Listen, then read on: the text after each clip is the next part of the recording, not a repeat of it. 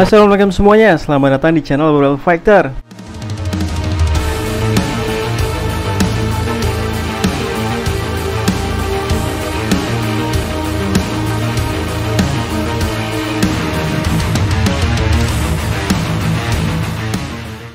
Nah, melanjutkan pembahasan soal kelemahan combat sambo, yang mana gue juga pernah bahas titik lemah bela diri gulat.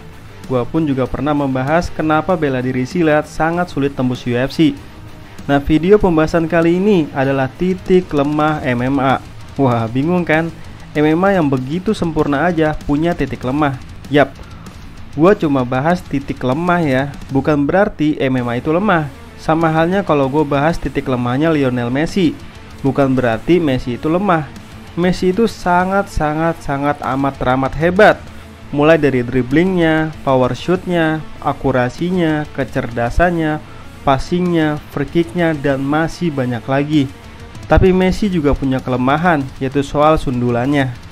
Sehebat apapun Messi, tapi tetap punya titik lemah. Nah, MMA juga sama. Sebenarnya MMA kurang sempurna apa coba? Bahkan fighter MMA sudah dipastikan menang melawan bela diri manapun jika pertarungan itu terjadi di jalanan yang tidak mengenal ampun. Karena biasanya bela diri itu hanya satu bidang. Kalau nggak striking ya grappling. Jadi kalau lawannya ahli striking, ya tinggal dibawa ke bawah, maka tamatlah sudah. Seperti halnya Roteng, yang sekalinya dibawa ke bawah langsung tamat. Nah, walaupun MMA sangat sempurna, tapi gua punya sudut pandang lain bahwa sebenarnya ada kelemahan di dalam MMA. Kita melihat beberapa pertarungan antara fighter MMA melawan fighter tinju atau petinju. Misalnya seperti Conor McGregor melawan Floyd Mayweather, Ben Askren melawan Jake Paul, Tyron Woodley melawan Jake Paul, Frank Mir melawan Steve Cunningham, Anderson Silva melawan Julio Cesar Chavez Jr., dan masih banyak lagi. Nah, dari sekian banyak pertarungan, petarung MMA yang menang saat melawan petinju hanyalah Anderson Silva. Sisanya kalah semua. Bahkan melawan petinju yang terbilang baru saja seperti Jake Paul, fighter MMA kalah dengan sangat teramat mudah. Nah, teman-teman pasti berpendapat, itu kan karena pakai rules tinju atau peraturan tinju yang hanya boleh melakukan tinju, alias tidak boleh ada tendangan, serangan elbow, takedown, kuncian, clinch, apalagi ground and pound. Coba misalnya dibalik peraturannya, Conor McGregor melawan Floyd Mayweather. Dengan peraturan MMA, sudah sangat dipastikan Conor lah pemenangnya. Bahkan mungkin Conor hanya butuh satu ronde untuk menyelesaikan Floyd Mayweather. Apalagi Jake Paul ketika melawan Tyron Woodley. Dengan peraturan MMA, sudah pasti habis Jake Paul di ground and pound. Atau Jake Paul dengan mudahnya di takedown Ben Askren, yang notabene adalah pegulat kelas Olimpik. Dari sini kita sudah tahu bahwa bela diri manapun bisa menang, tergantung peraturannya apa. Dulu pernah seorang karateka melawan juara dunia Muay Thai, namun rupanya fighter Muay Thai kalah. Ternyata salah satu peraturannya adalah tidak boleh menyerang kepala. Jelas ini sangat amat aneh bagi fighter Muay Thai, karena pasti lebih sering loadingnya. Pas ada momen menyerang kepala, malah nahan diri. Nah, pas nahan diri inilah yang jadi sasaran empuk buat karateka. Karena setiap fighter sudah dilatih secara terus-menerus untuk fokus di bidangnya. Misalnya seperti petinju melawan fighter MMA. Floyd Mayweather sudah di set up, berlatih terus-menerus, bahkan harus mampu bertarung hingga 24 ronde supaya sudah terbiasa dan tidak lemah alias tetap bugar dan mengerikan, serta masih punya power mematikan ketika di ronde ke-12. Jadi Mayweather dilatih bukan hanya soal striking atau defense saja, tapi juga soal kardio supernya. Sedangkan Conor McGregor terbiasa menyelesaikan lawannya di ronde pertama, sehingga seringkali stamina dihabiskan di ronde pertama.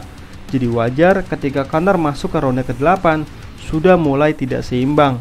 Itulah mengapa gue ragu baik Kamaru Usman maupun Francis Ngannou menang melawan Canelo Alvarez atau Tyson Fury. Walaupun kini Kamaru Usman adalah striker terbaik di kelas welter dan Francis Ngannou pemegang rekor tinju terkuat di dunia, tapi kalau dengan rules tinju yang hingga 12 ronde, gue yakin baik Tyson Fury melawan Canelo Alvarez pakai pola yang sama dengan Floyd Mayweather, yaitu terus bertahan dan membuat lawan lemah hingga ronde ke-6. Maka barulah setelah itu dihabisi sejadi-jadinya. Nah, sesuai janji gua kemarin, yaitu akan bacain komentar terbaik, yaitu dari Maher Juanres Lulu, yang berkata, mengapa seorang praktisi sambo bisa kalah melawan praktisi bela diri lain? Itu karena aturan yang dipakai dalam duel. Contoh, jika praktisi sambo melawan praktisi tinju menggunakan aturan tinju, pasti praktisi tinju yang menang. Namun jika praktisi tinju melawan praktisi sambo menggunakan aturan bela diri sambo, judo, modern pancration, ataupun MMA, maka praktisi sambo yang menang. Hal ini berkaitan dengan logika kefokusan teknik masing-masing bela diri dalam menjalankan aturan tanding sesuai aturan bela diri masing-masing dalam hal duel, komite, randori, atau combat. Nah, baik MMA maupun combat sambo ada kaitannya juga dengan bela diri yang pernah gue bahas, yaitu sanda. Kita tahu bahwa baik Zabit Magomedsharipov yang mewakili sanda dan Islam Makhachev yang mewakili combat sambo setuju bahwa mereka adalah petarung yang komplit karena menguasai dua bidang, yaitu striking dan grappling, yang mana disebabkan baik sanda maupun combat sambo punya dua bidang tersebut, yaitu striking dan grappling. Nah, tapi ada tapinya nih. Kenapa Khabib masih belajar kickboxing padahal combat sambo itu lengkap? Nah, ini ada kaitannya dengan pertanyaan, kenapa fighter MMA lainnya tidak belajar combat sambo atau sanda untuk melengkapi kemampuan mereka? Jawabannya adalah karena baik sanda maupun combat sambo sama-sama bela diri hybrid. Apa itu bela diri hybrid? Bela diri hybrid yaitu yang intinya bela diri yang dimodifikasi karena penggabungan antara dua atau bahkan lebih cabang bela diri. Nah, selengkap apapun bela diri hybrid, tidak membuat para fighter MMA berminat untuk mempelajarinya sebagai kemampuan tambahan. Karena bela diri hybrid tidak tercipta secara alami seperti halnya Muay Thai, karate, judo, tinju, dan gulat. Misalnya combat sambo, walaupun ada unsur gulatnya, tapi gulatnya combat sambo tidak lebih baik daripada gulat itu sendiri. Begitu juga dalam hal striking. Strikingnya combat sambo tidak lebih baik daripada strikingnya kickboxing. Karena pendiri combat sambo hanya mengambil sebagian dari bela diri lain dan dijadikan satu paket. Nah, kalau teman-teman masih bingung, gua kasih analogi gini. Kalau di Indomaret atau Alfamart menjual sangat banyak produk, bahkan sangat lengkap, tapi obat-obatan di Alfamart dan Indomaret nggak lebih lengkap daripada di apotik. Setinggi apapun ilmu seorang dokter umum, tapi skillnya tidak lebih tinggi dalam hal menangani soal gigi jika dibanding dokter gigi. Nah, combat sambo maupun MMA ataupun bela diri hybrid lainnya itu ibarat dokter umum, dan petinju murni itu ibarat dokter gigi. Sehingga wajar hingga detik ini judo masih sangat diminati, walaupun di judo hanya ada bantingan dan kuncian. Tapi baik dari segi filosofi, sejarah, pengetahuan, serta begitu variatifnya teknik bantingan di judo membuat banyak fighter MMA belajar judo. Dan itu juga yang membuat gulat tidak habis dimakan oleh zaman.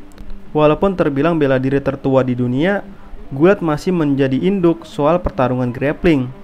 Sedangkan beberapa bela diri hybrid atau bela diri modifikasi atau campuran seperti Jeet Kune Do kurang diminati fighter MMA, walaupun di dalam Jeet Kune Do sangat amat lengkap. Dan masih banyak lagi bela diri hybrid yang terbilang makin redup dan tidak populer lagi, minimal tidak terlalu diminati oleh fighter MMA seperti Aikido, American Kenpo, Kaju Kenbo, Krav Maga, Buta Livre, Shoot Fighting, Sistema, Vale Tudo, dan masih banyak lagi. Jadi nggak usah bingung lagi ya, kenapa fighter MMA jarang yang belajar Jeet Kune Do. Nah, kalau teman-teman sendiri, bela diri apa yang paling teman-teman minati dan ingin sekali teman pelajari, silahkan tulis di kolom komentar ya. Sekian dan terima kasih.